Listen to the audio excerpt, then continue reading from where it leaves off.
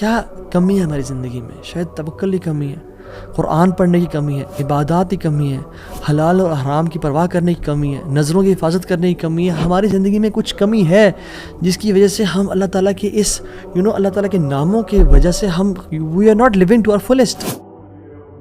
ایک شخص اس کو 1000 دینار چاہیے تھے. وہ ایک شخص کے پاس گیا اپنے جاننے والے کے پاس اور کہا کہ مجھے 1000 دینار چاہیے. تو اس نے کہا کہ ٹھیک ہے میں تجھے دے دوں گا، بس تو ضامن ایک لے آ جو اسے ضمانت دے اور گواہ لے آ، میں تمہیں دے دوں گا، مجھے پرابلم نہیں ہے.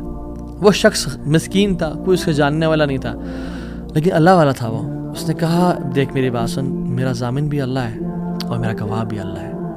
میں اللہ کو گواہ بنا کے کہہ رہا ہوں کہ میں تمہیں واپس کروں گا.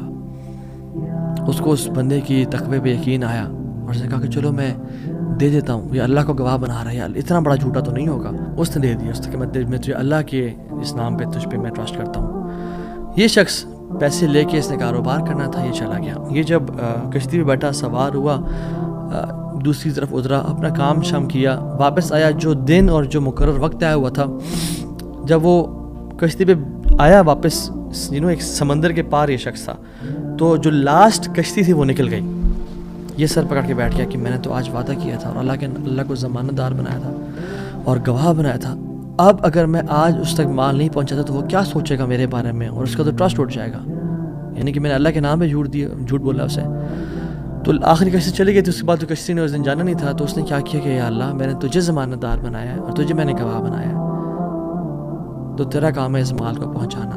اس نے ایک وڈ لاگ لیا، اس میں سوراخ کیا، اس میں اس 1000 دینار، سبحان اللہ، 1 دینار از اے گولڈ کوائن. اور آپ ایک گولڈ کوائن کی آج آپ ورتھ لگا لیں، ان لیکس، ان ملینز.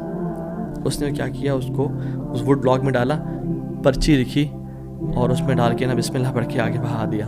کیسا قادر ہے، کیسا قدیر ہے.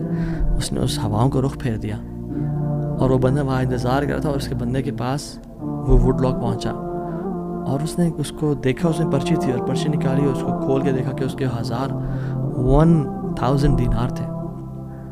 وہ بڑا حیران ہوا کہ یہ مجھ تک کیسے پہنچے. خیر، یہ جو شخص تھا جس نے بیچے تھے، یہ اگلے دن دوبارہ جو سب سے پہلی کشتی ملی اس پہ روانہ ہوا اور اس بندے کے پاس پہنچا اور 1000 دینار لے کے الگ سے کہ پتہ نہیں وہ پہنچے نہیں پہنچے، میں اس کو اس کا حق تو دے دوں.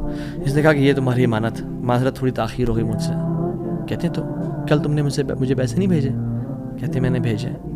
پھر اس نے کہا جس رب پہ تم نے توکل کیا ہے نا، جس رب کو تم نے ضمانت دار بنایا تھا، اس رب نے تیرا مال مجھ تک پہنچا دیا، مجھے اس مال کی ضرورت نہیں ہے.